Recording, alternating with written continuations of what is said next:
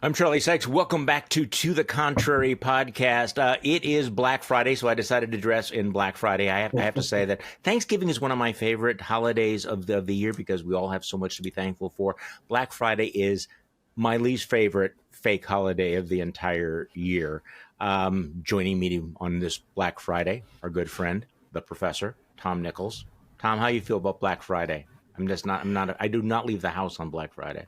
I am actually a shopping guy. So but I don't like big crowds, but I do love, like, I go shopping for electronics and clothes and things like that. So I'm kind of a mall guy. But yeah, Black Friday, thing is, Black Friday brings out a lot of the worst in Americans after a day where we should be thankful for everything. Well, and I feel bad for the people who have to work on Black Friday. You know, when I was a very, very young reporter for a daily newspaper, the Milwaukee Journal, I remember I was too junior to get the day off, and so they would send me out because, again, I'm bottom of the totem pole. You know, who draws the short straw? You know, go out and see whether or not shopping is busy. And you go out, what is the story? Like, yes, there are a lot of people here. Yes, no, I mean, it's like many there's people amazing say it's bargains. raining. Go stand outside. That's right. And so as a result of that traumatic experience, I have really made it a kind of a life rule never to work on the day after Thanksgiving. But in any case, okay, so we have a lot to catch up on, and I don't know that we'll be able to do it. But I did want to highlight what I think is probably the most interesting story of the entire week, and I'm sure you'd come up with the exact same one. The fact that I am going to read this here. The President of the United States, the person with authority over nuclear codes, the military, and the Department of Justice, is personally calling studio executives to broker the production of Rush Hour 4. Not Rush Hour 1, Mike Brock writes, which was culturally relevant in 1998. The fourth installment of a franchise that nobody asked for, and he's using the august power of the presidency to try to revive the career of, and I haven't followed this, I have to admit, Brett Ratner, who left Hollywood after multiple women accused him of coercion and harassment, as reported by the LA Times back in 2017. And all this is happening while, like, stuff is going on. So yeah, the President of the United States. And also, of all the franchises you're going to rescue, like, the funniest part, Rush Hour, I will say, was actually a pretty good movie. I'm a Jackie Chan fan. Yeah, Chris Tucker can be funny. Don't get it. The funniest part of Rush Hour are the outtakes. And Rush Hour 1, Rush Hour 2, Rush Hour 3, as sequels always do, got worse and worse and worse. The outtakes are funny. Nobody, as you just said, nobody asked for this, but what is the president doing, and who is running the country while the president is trying to, like, help out a pal in Hollywood? Yeah, I mean, this is a little bit like, you're on a jumbo jet flight across the Pacific Ocean, and suddenly you see that the pilot is sitting and he's doing Wordle, in the front row. It's like, wait, who's piloting the plane? There's stuff going on. We'll get to what's going on with Ukraine on the revelations about Steve Witkoff coaching Vladimir Putin. We'll talk about the House GOP. By the way, among the ironies of the more I think about it, the House GOP is very, very upset with the way it's being treated by Donald Trump. You saw these stories, the quote to Jake Sherman, where everybody is like, they treat us like shit. They don't even let us make announcements. This is just awful. A lot of us are thinking of quitting. And it's like, geez, that's a little bit ironic, right? I mean, you spend the last 4, 8, 10 years gelding yourself, and then suddenly you go, oh my God, I'm a castrati. I mean, it's just like, how did this happen to us? Yeah, that's the part I don't get. The constant look of surprise. Yeah, this isn't 2017 or 2018. And I don't want to use the old, I was a snake or a scorpion or whatever it was. But you've dealt okay with this guy before. This isn't your first day on planet Earth. And I think, I wonder if some of it is that they sense that he is wounded and vulnerable now. Yeah, the lame duck thing. Yeah, and that they can kind of bitch, and that he doesn't.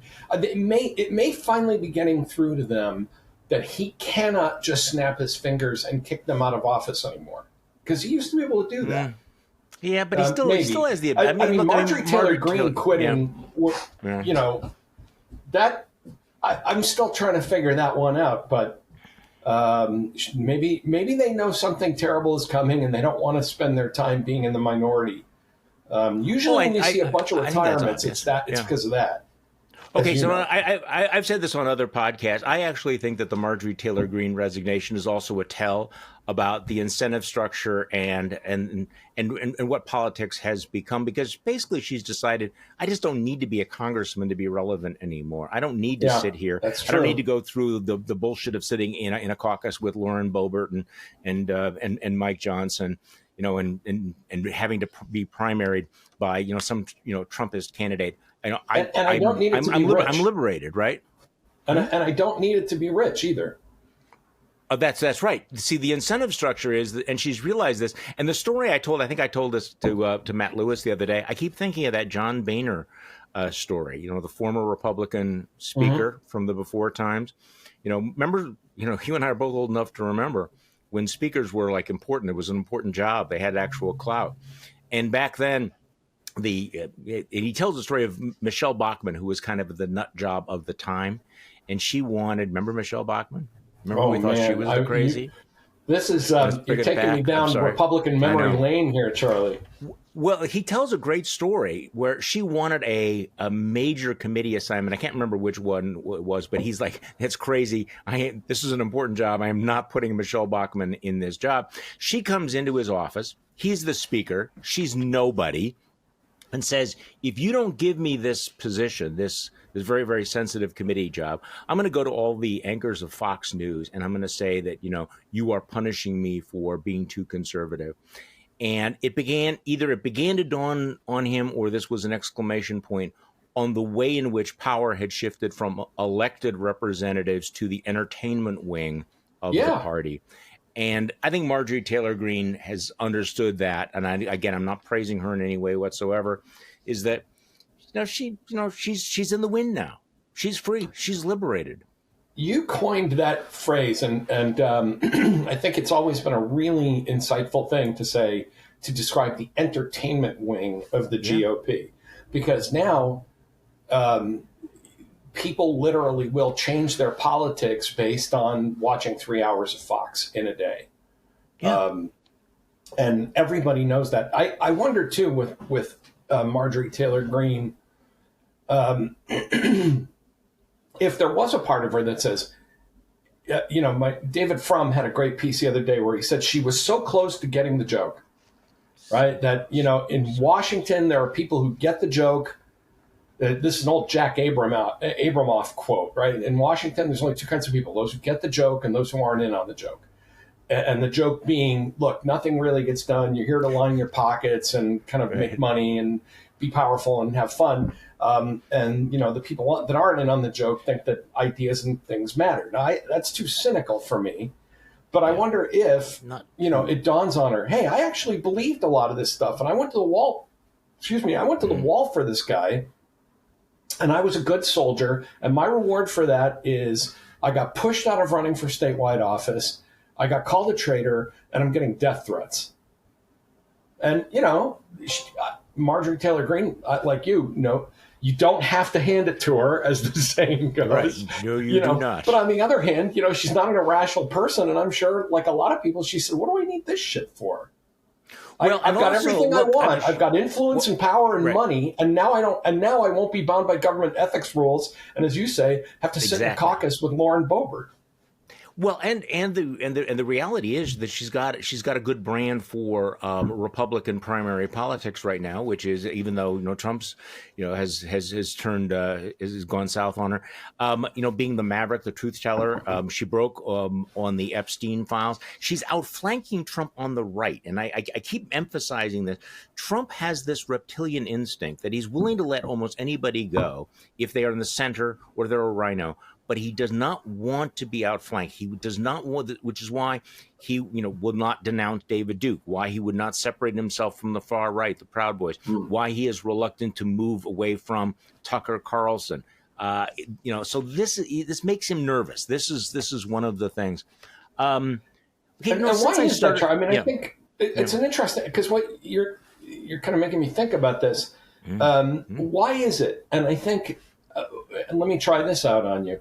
he doesn't want to alienate the right, because as those are the people that will always show up. Those are the most reliable soldiers in the movement, right? That the people who, if you say, listen, Joe Blow, the dog catcher, is a Democrat pedophile, they'll kick out the local dog catcher. In a way, he seems to understand that that keeping a cult is easier than building a coalition. That's good. Because I'm always having this argument with Democrats. Where they say, well, how come the Republicans can be so nasty? A coalition. Mm-hmm. Yeah, I mean, the Democrats are always kind of yelling. I'm like, look, you guys, you have to moderate. You have to move to the center. You have to capture the independent voters. So how come the Republicans can be extreme? And I keep saying, what works for them will not work for you, because they're a cult and you're a coalition. And Trump seems to understand, keep the cult, even if it means at the cost of the coalition, because the primary environment is where that cultish always show up, kind of party discipline really pays off. Now, as Trump learns the hard way every time since 2017, it doesn't work in a general election. So you get the people, you become a power broker in the primary sphere, right? And then you say, well, all right, we lost the House. Okay, we lost the Senate. But nonetheless, the people that are remaining are totally loyal to me and owe everything to me. Right. And he knows that if he does get outflanked by somebody who's younger and selling the purer meth on the street, that he becomes yesterday's news. It's a one more step toward being a lame duck, to being the establishment, to being yesterday's story. That's what he does not want to be. He fears, I think, irrelevance more than anything else. He obviously doesn't fear legal accountability. But since I started off with that whole rush hour thing, raising who's running the country, I have not spent a lot of time talking about Donald Trump's age, cognitive decline, even though I think that was obviously a big story during the Biden years. New York Times has this big deep dive. I don't know if you've seen this, where they sort of euphemistically say that he continues to show signs of fatigue, which is he's falling asleep. Now, I mean, on the one hand, the guy is pretty energetic, but there's something going on here, and I don't know when you start to see some of his behavior. I'm always interested in the pundits who will attribute deep thoughts or strategy or tactical the tactical brilliance of Donald Trump, when it's like, can you just kind of see that this guy sometimes just throwing shit against the wall, that he's by whim, he's exhausted. Here's the president of the United States with a peace deal with Russia and Ukraine out there somewhere. We'll get to that in a minute. And he's like calling about rush hour. I mean, give me your sense. I mean, I don't want to go down the rabbit hole of, the guy's losing it. But Tom, this guy is losing it. I was going to say, look, I wrote a couple of days ago, president's losing, excuse me. I wrote a piece called "The President's Losing Control of Himself." Yeah. And, I had some of the predictable responses on social media. Oh, he's always been out of control. He's always been like this. No, he hasn't always been like this. Yeah. There is a part of him. He has a circuit breaker in his head. Now, he has no inner monologue, but he knows better that even little things, calling that reporter piggy. Yeah. That he's normally been kind of lizard brain smart enough to know that instead you say, be quiet. Your network is terrible. You're fake news. Yeah. Right. This is almost like gut level, angry old man, sort of quiet, piggy, and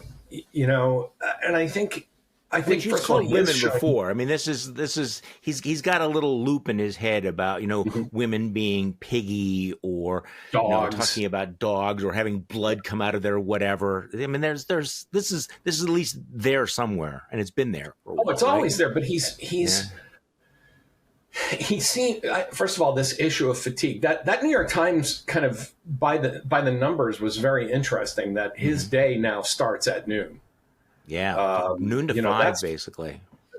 I mean, that's again, if that, and I think everybody not just Democrats, everybody in the pro-democracy coalition has a right to be angry about the dual standard, the double standard of coverage. Because if that article had come out about Joe Biden, the election would have been over even before that disastrous first debate.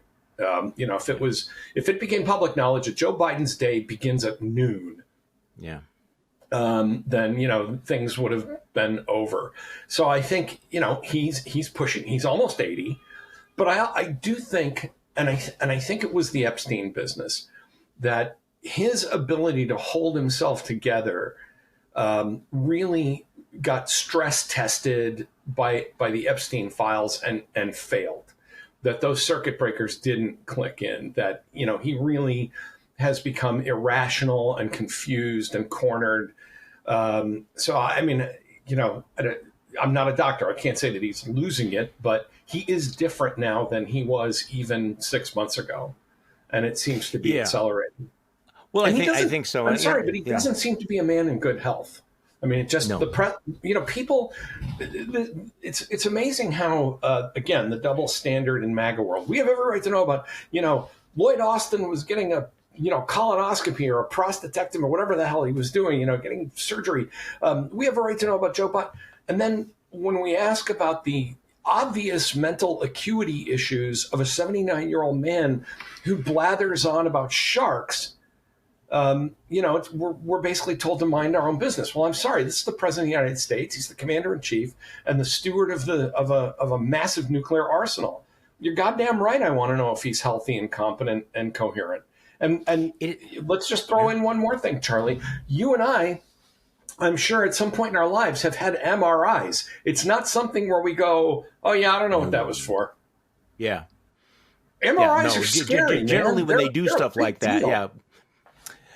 So, I mean, the irony / tragedy is that this is now 2 presidencies in a row where we have to ask these questions in a nation our size, this size, this vibrant, that we are going through this again. And it's a very, very difficult story to cover, I think, for the media. No White House reporter wants to write, that the president is gaga, after 4 o'clock in the afternoon.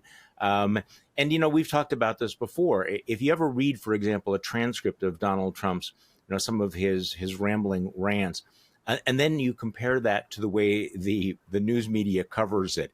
They kind of sane wash it. They kind of take it down and make it sound, pick out some coherent blocks. When you actually see it, you go, oh my God, if this was anyone in your life, you would stage an intervention. I mean, his reaction to this New York Times piece about his signs of fatigue, just another, unhinged rant that, frankly, if you're riding on a bus and somebody's in the back of the bus and they're yelling these things, you're going to call 911. I was just going to say, you pick up the phone and say, listen, our next stop is G Street. Maybe you want to, have a transit guy there.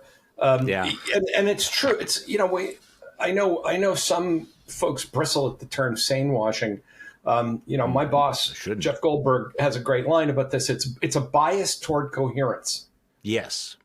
Which I think is a great line, right? That it says, look, it can't be, he must have meant something. He's the president. So you kind of go through this and say, well, he mentioned, during the big Las Vegas gibberish moment that he had, he said, and we shouldn't tax tips. So you kind of push all this chaff away and you say, well, here's the policy nugget that was in this giant pile of crap. Right. You say, well, he didn't want to tax tips. Yes, that's an important policy issue. Mm-hmm. He did say it, but it came in the middle of a gigantic diatribe about preferring to be electrocuted rather than eaten by sharks. That's not the main story, but it's that I think you're right. It's very difficult for anybody to sit down and say, I went to a rally, as an objective reporter, right? I went to a rally and I'm here to tell you the president of the United States basically lost his mind for 2 hours. And so you pick these things out. I think the important point about this is that it's getting harder and harder to do that now. Yeah, like it is. The crazy to policy ratio is now like 98-2. It used to be like 70-30 or 80-20. It's now like It's all gibberish all the time. And I was thinking when you were talking about old presidents, Charlie, part of the problem is we've become a country that's static and only wants to stay with stuff we know. That's why we want to make Rush Hour 4. We didn't need There's a connection. Rush Hour You connected 3. the dots. That's brilliant. That's right. It's like this is how even 30 years ago we were getting movies like the Beverly Hillbillies, because people said, well, it worked once. And in 2008, we took a chance on a young guy. But beyond that, it's always, well, I know the brand. I've seen this guy on TV. I'll trust that. And it's like this administration is like the worst sequel. Just like all bad sequels, the writing got worse, the plots got more incomprehensible, the stunts became more improbable. I mean, it's how we are. And I think the next election around has to end this gerontocracy, but we'll see. Yeah, I think so too. I think if there's ever going to be an election where people are going to want change, it's going to be that. Of course, that's what they wanted in 2016, and God knows they got the rerun. So I would like to talk to you about Kash Patel being in the barrel. But you and I, here's the problem. You and I are recording this on Wednesday. People are going to hear it on Friday.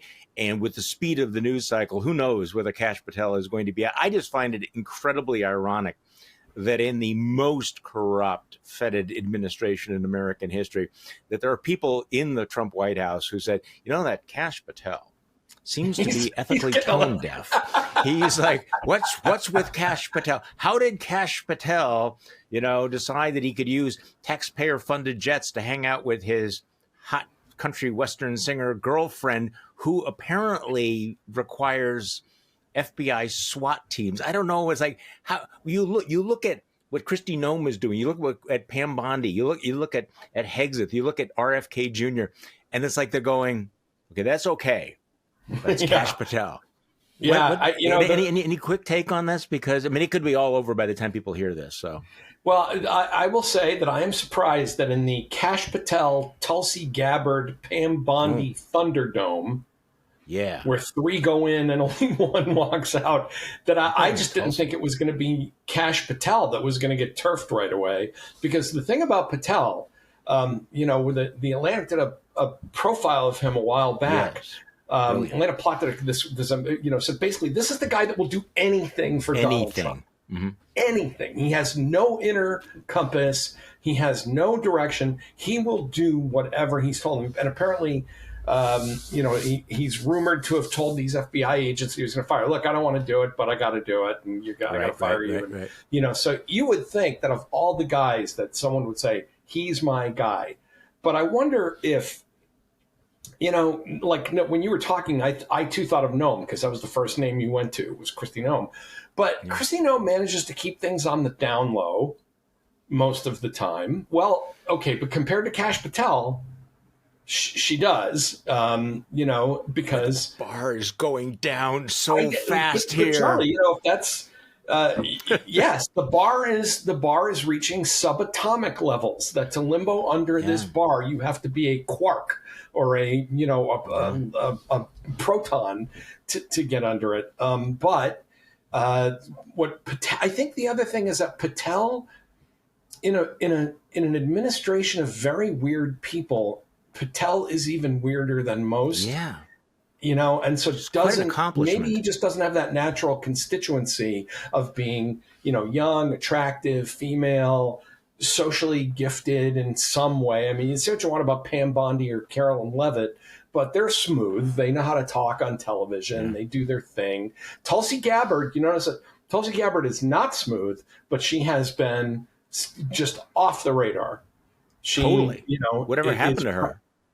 Practically in witness protection at this point, because she's in a fight with Patel about who will control counterintelligence issues. Now, the FBI would, in any other era, the FBI would die rather than give up counterintelligence. That's what they do. There's no real apparatus for that at the director of national intelligence level. Yeah. They don't have. I mean, the DNI. It's not like the Man from U.N.C.L.E. where they just go, drag in spies from all the great places and then send them on missions. The FBI does this, and they've been chasing The FBI has been chasing Russians and other bad guys in our country for decades. They know how to do this. So, but, Gabbard, I think wisely has said, I'm not going to get into a public, shit flinging exercise with this. Let Patel hang himself. And interestingly enough, they felt the need to do a photo op with Patel the other day, where they did the thumbs up thing in the Oval. And normally, to me, that's like the mafia kiss of death. That's that if the president says, come on in and we'll do a photo op, that's like saying you're among friends here. Right. We have some real substance here, but I'm going to take a trivial digression here, because trying to understand this cabinet, that Donald Trump is obsessed with the absolute loyalty, the willingness to do anything. He's also concerned with optics, which you can obviously see, and I don't need to go into great detail about all of that. What it could come down to, why Patel and not anybody else, is that Donald Trump is looking at those pictures of those weird goggle eyes and going, this is not from Hollywood central casting. This is not central casting. How did that guy get into the FBI? I don't know. I mean, you never know how Donald Trump's mind works. Listen, but in terms of why Patel and not any of these other guys, I don't know. Charlie, the first thing I thought was, Patel is not a young, attractive woman. Yeah. Not white. Is that white? He's not white in the way that Donald Trump defines it. Well, in any other administration, you'd say that's a pretty trivial observation, and nobody really makes decisions that way. Not in this. This guy picks people because of his. I think it's really interesting that we're in this second administration. We're getting even more of evidence that Donald Trump lives his life mediated through screens, through television, through visuals. And that's also a sign of decline. I'm sorry. But when it gets to the point where Grandpa just watches a lot of TV and then angrily types thing into his phone, it's time to take away the jitterbug. Okay, so one thing before we get into the Mark Kelly story, which is really what I wanted to talk about today, in terms of Trump losing the plot or feeling out of touch, and some of the things that Marjorie Taylor Greene said, it is interesting that among the issues that he's struggling with, I mean, rather dramatically right now, is affordability, and he's in denial about inflation, and he just doesn't seem to figure out a way to pivot on this issue. And he's usually pretty good about all that. And I think part of that is think about his world.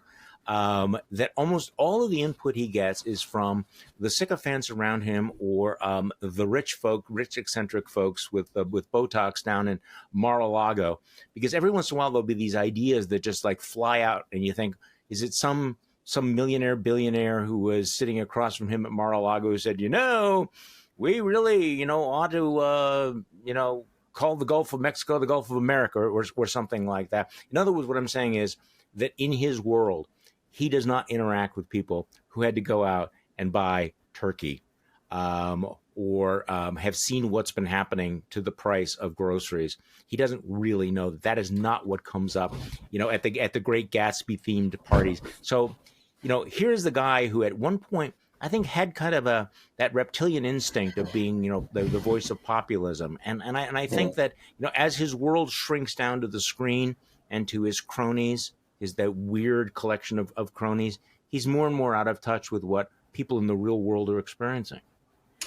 I'm actually not, I'm not going to slam him for that, because remember, you and I both voted for George Bush, who, was like, scanners in a supermarket. George H.W. Bush, yeah. George H.W. Bush, right? Fascinating scanners. Amazing. I'll buy these socks. Anybody got a credit card? That was a really ugly moment. Rich guys don't understand what it's like to have to go out and, like you say, buy a turkey. They don't. What I think is more important here is that Trump doesn't care about it. That's why he can't grasp it. I mean, George H.W. Bush cared about, because Bush once worked for, you could say, born into a rich family. Bush 41 went out to Texas, made his fortune, did his thing, Yeah. Trump never cared about that. And I'm going to say it again. Trump ran for office for 3 reasons: stay out of jail, get revenge on his enemies, and line his pockets. And when you say to him, Mr. President, you have to talk about affordability, this is the equivalent of telling him, I was talking to a I was doing a segment yesterday on TV where we were talking about the losers and suckers moment, where he stands in Arlington and says, I don't get it. What was in it for them? It's the same problem. He's like, I don't get it. Grocery stores are open. They have turkeys in them. What's the problem? Why are people bugging me about this? He doesn't care. He doesn't understand it. He can't parse the problem in his head. George Bush 41 cared. He just hadn't been in a grocery store in years. That's the difference. No, I think it's exactly one other right. thing about populism. Yeah. When you said Trump's lizard brain, you and I understand, and I suppose many of his handlers, we understand populism as healthcare is expensive, college is out of reach, housing's gotten really high. I suppose you saw the James Carville piece the other day. Going to run as if it's the Great Depression, even though it's not even remotely the Great Depression. But run on that economic platform. When Trump thinks of populism, he thinks of it as, hey, filthy masses. I am the rich, powerful guy that hates the people you hate. Yes. He doesn't think of populism as quality of life, cost of living. This is a very important insight. This None really of those things matter to him.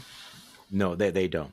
Okay, so let's now pivot to what I really wanted to talk about, and one of the most extraordinary stories of the week, the Trump's decision to go after Senator Mark Kelly. Apparently, all of the 6 Democrats who appeared in that video telling members of the military that they should not obey illegal orders. But with Kelly, who is a decorated captain, a former astronaut, the Pentagon has announced that they're having an investigation.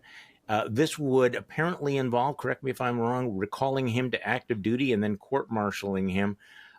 You had wrote a piece about the split screen between Pete Hegseth and Captain Mark Kelly. I have to say that, again, normally Trump is pretty good with his reptilian instinct in picking the enemy.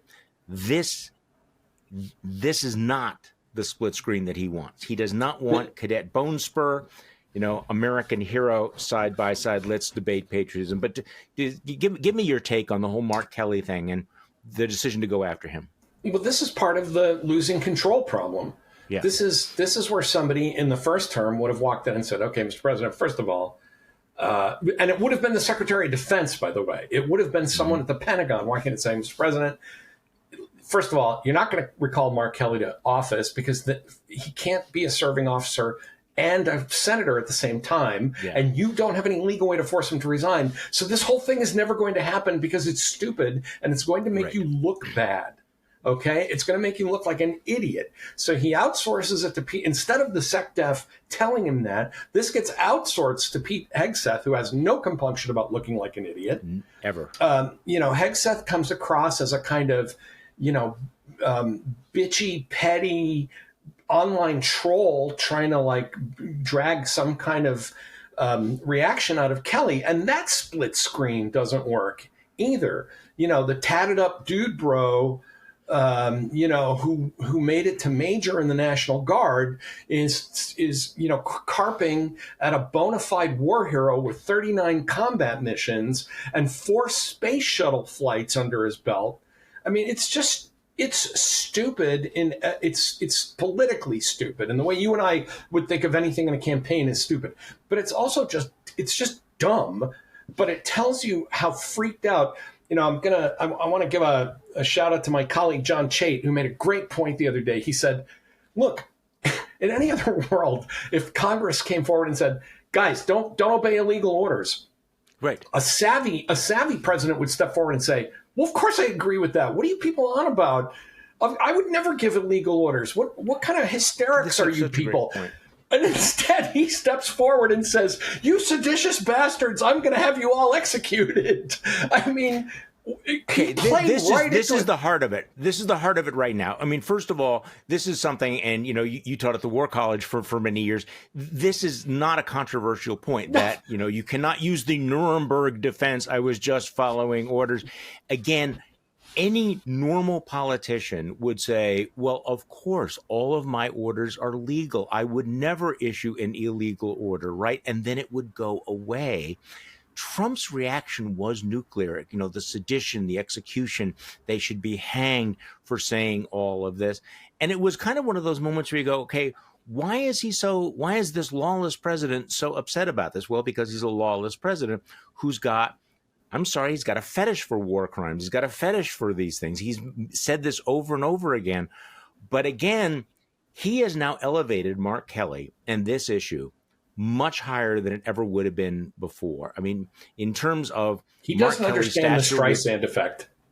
Exactly. And again, he does not understand the Streisand effect. So let's talk about going back to that original video. 6 Democrats, all of whom were veterans or veterans of the intelligence community, telling members of the military not to obey illegal orders. You have taught this sort of thing, or you've been in that world. So just talk to me about that video and what your reaction was, even before the Trump blow up. As a guy who, in the before times, a conservative like you, I would have said, listen, president has a lot of latitude under Article 2. Congress, if you really want to be involved, pass a law. And if a bunch of congressmen had come out and said, no, I just want to remind the military not to obey illegal orders, I would have said, oh, that's okay. That's a straw man. Who's going to do that? You were talking about my teaching days at the Naval War College. We had discussions in class about, what are the constitutional limits? And of course, if it's torture a prisoner, kill an unarmed man, violate the Geneva Conventions. But in this case, I felt like they needed to say it because I think Trump is already giving illegal orders. I think that that's part of the problem. And I think that what you saw and what these legislators achieved with this video was kind of pulling back the curtain a little bit on the debates that are clearly happening within the DOD and the executive branch about the legality of killing people at will on the high seas, about the legality of sending military forces into American streets to make them act like cops. Some of these orders, I think, are, and I'm not a military lawyer, but, he's lost a lot of cases in court. And I think a lot of these are potentially illegal orders. And I think the amazing part was that they didn't say, now, the president's bad, don't obey him if he tells you to do bad stuff. No. All they said was, you remember your oath and remember that the Congress of the United States understands your oath. And they freaked out. That was like an admission of guilt. It was a tell. Exactly. It was a tell. And I think the idea that, again, a savvier Trump would have said, well, these are just, weenies who don't understand military stuff. Of course, I would never give that order. And the new Trump is, because, and again, Charlie, I still think it's because of the strain of the Epstein files, that now he turns the dial to 11 on everything. And I think this was way beyond 11. I mean, I've written about this. It was just so weird, coming out of the National Cathedral after the Cheney funeral and seeing everybody with their phones. And what is the first thing they're seeing? President calls for, death penalty for Democrats, execution, hang them all in caps. But again, and then Carolyn Leavitt makes it worse, by the way. She's asked, does the president want to kill members of Congress? She says, no, as though okay, fine, no. And then the next thing she says is, but let's think about why the president reacted this way. Almost as if to say, well, no, but if it happens, they had it coming. I mean, it's like can't just they can't just deal with the mess and move on. It's all, they are so insecure and so angry that they constantly have to rationalize and justify the craziest stuff. Yeah, and they'll continue to do this. Well, let's just go back to understand, when I say that Donald Trump has had a fetish for war crimes, this goes back to 2016. You remember that incident where, I can't remember what the forum was, when he was saying that, when I'm president, I'm going to tell the military to go out, not just to kill terrorists, but to kill members of the families of terrorists. And there was pushback. People would say, well, would the military do that? That's a war crime to just target a civilian who's not committed any crime or suspected of committing any crime. And he says, if I'm the president, they will do what I tell them to do. Eventually, I think there were grown-ups who said, no, you can't, because the Nuremberg defense doesn't work anymore. But he has been very, very consistent. He has pardoned or commuted the sentences of people who have been convicted of atrocities in the military. He's openly mused about extrajudicial murders. I flash back to right before January 6th, when every single living Secretary of Defense signed a letter saying, by the way, the military has no role to play in American elections. And this felt like this. Again, members of Congress saying, just a reminder to the military that you are not obligated to follow an illegal order. The problem is, how do people know what's legal and illegal anymore, since one of the first things they did was fire all the lawyers? So, Tom, how do they deal with that? First of all, that's a great pull, Charlie. The Secretaries of Defense sending a letter to the current Secretary of Defense saying, remember your oath. Yes, basically, same thing. That's what just happened with these Democratic legislators saying, just remember your oath. Your oath tells you what to do. Your oath is your guide in this. The thing about legal and illegal orders, I am not a military person. Mark Hertling had a very good piece about oaths and a good explainer about officers and enlisted people and the different responsibilities. They have gotten rid of the senior JAGs in the services, and it doesn't mean there aren't JAGs. It doesn't mean there aren't military lawyers, but the message was clear. You're in an acting position. You're a junior guy that's been kicked upstairs because your boss has been fired. That is not a recipe for telling people to be bold and make a stand, right? That's a way of saying, you say no, you're done, you're out, right? I mean, I turfed your boss, and he was a lot more powerful than you, pal. And so you're already seeing it. Clearly, there's something going on in Southcom. The admiral in charge of Southcom has resigned early. Like just months into his tour, he's put in for his retirement. The top JAG in Southcom apparently raised these issues, and that's caused a kind of a shitstorm that they've tried to put a pillow over and muffle down. Something is going on. And of course, a lot of these officers have to think, well, the president's been made a king by the Supreme Court. Yeah. I'm not. I don't have that immunity. There will be investigations one day, and people are going to have to answer for what they've done.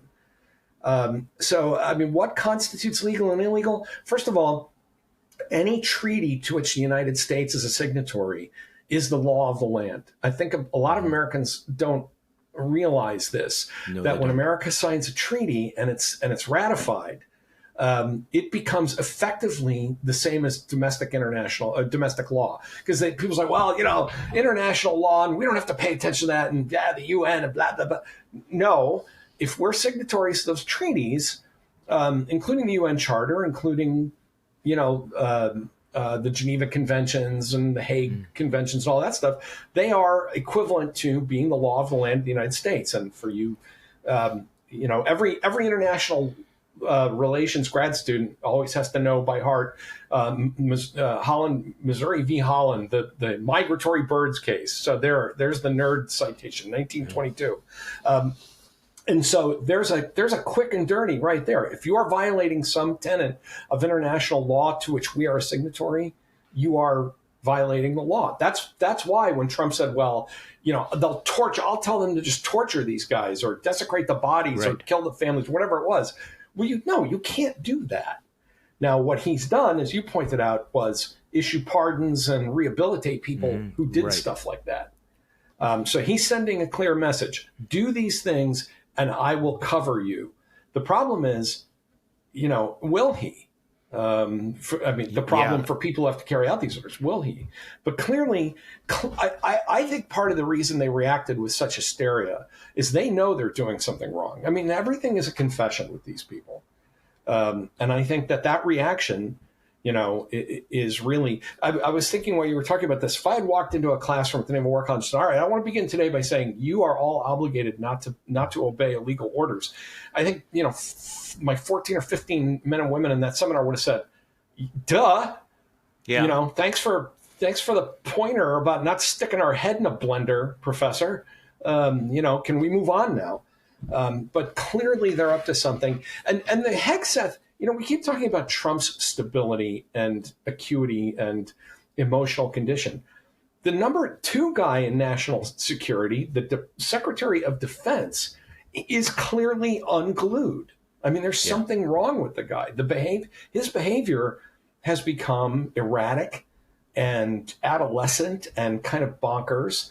And I think, it's really a tell here that the guy negotiating with the Russians is the Secretary of the Army. Yes. We didn't send the Secretary of Defense. Normally, the Russians are conducting the biggest war since Hitler. You might want to send the head of the Pentagon to tap the table and say, listen, I'm here to tell you what's going to happen and what's what. Instead, we send the Secretary of the Army. Why? Because who would trust Pete Hegseth in that room? I think that's a real tell from the administration that Hegseth is kind of losing his grip on things. But what's really scary is thinking of a national crisis where the 2 most important people in the room trying to figure out what to do are Donald Trump and Pete Hegseth. Yeah. Did you see the movie House of Dynamite? I not only saw it, I visited the set, and I spoke multiple times with Catherine Bigelow. And yes, let me just tell you, because I think Bigelow took some arrows over this of people saying, well, it's like a parable. Bigelow started making this movie a couple of years ago. Yeah. And purposely did not make it a political screed.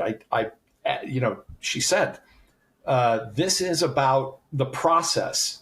And, because she makes those kind of movies, right? The TikTok of, Zero Dark 30 and The Hurt Locker. But if you watch it, you can't help but think, dear God, what would happen in this movie? It's scary enough. I mean, it's about scary a nuclear enough, launch. right? I'm not no spoiler alerts, but it's like the decision making and the crucial decisions that people have to make.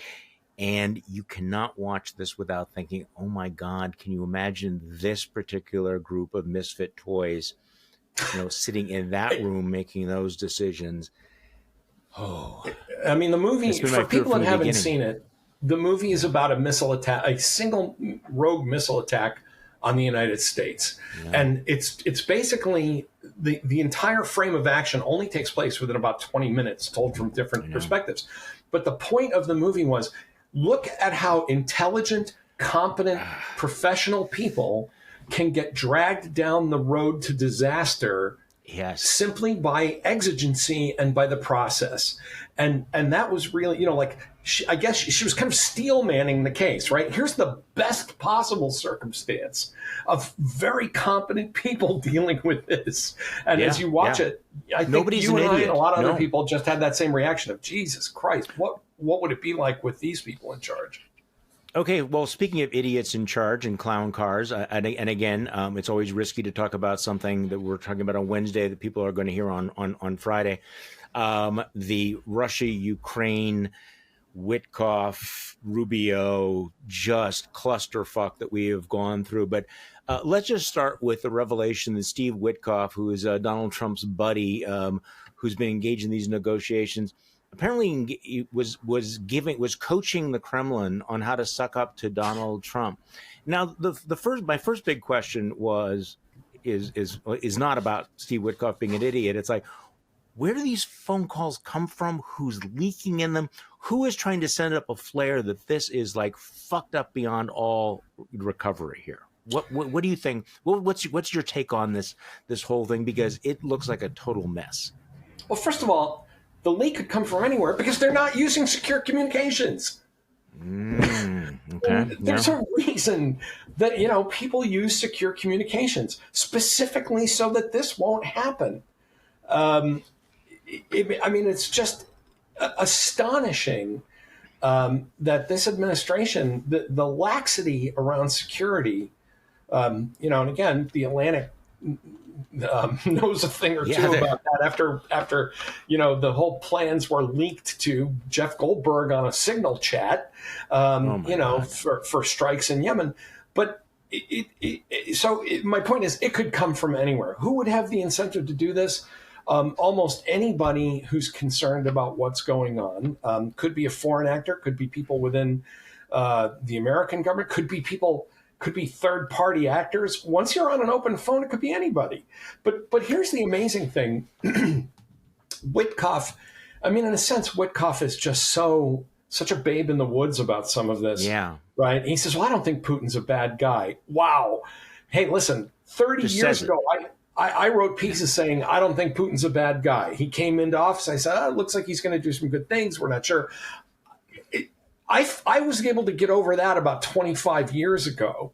Yeah. Witkoff's a little behind here on the uptake, but also the amazing idea that you have to tell the Russians how to manage Donald Trump as if they don't have an entire organization within their intelligence community. As if Vladimir Putin has not figured out how to play Donald this guy. Trump. Yeah, let me just read this. This point in the transcript that's been released, Witkoff advises Yushakov, who is one of the Kremlin bigs, to help arrange a call between Trump and Putin, and coaches the Russian side how to win over the U.S. leader by flattering him, sucking up to him about the Gaza deal. Here's a direct quote. I would make the call and just reiterate that you congratulate the president on this achievement, that you supported it, that you respect that he is a man of peace, and you're just really glad to have seen it happen. So I would say that I think from that it's going to be a really, really good call.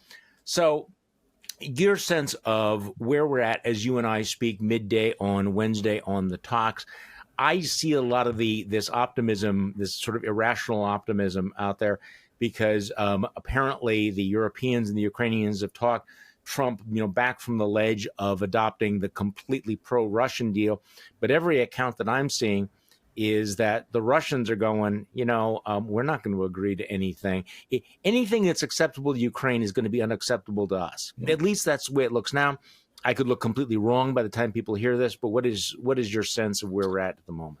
Well, first, don't you miss the old days, Charlie, where we could record on a Wednesday and say, probably nothing insane will happen in the next 48 hours. The next 2 days are probably going to look pretty normal, but we have no way of knowing. Second, oh, dear God, what an amazing revelation to tell the Russians that the way to get to Donald Trump is to flatter him. Boy, nobody in the Kremlin ever thought of that.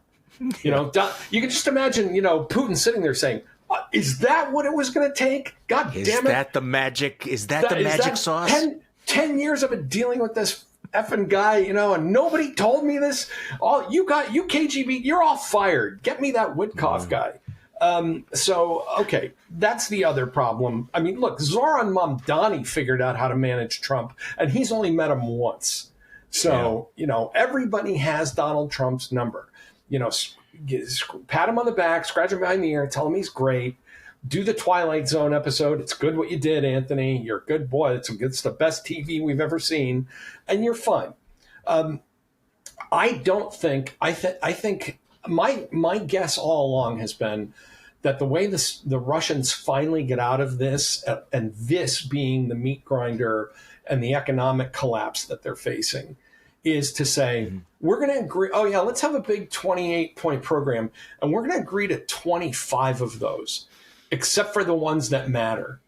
If point 28 is stop invading and bombing Ukraine, well, we'll agree to the first 27. We won't agree to that one.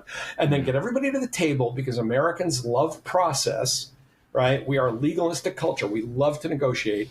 And Donald Trump is going to want to say, I got a deal.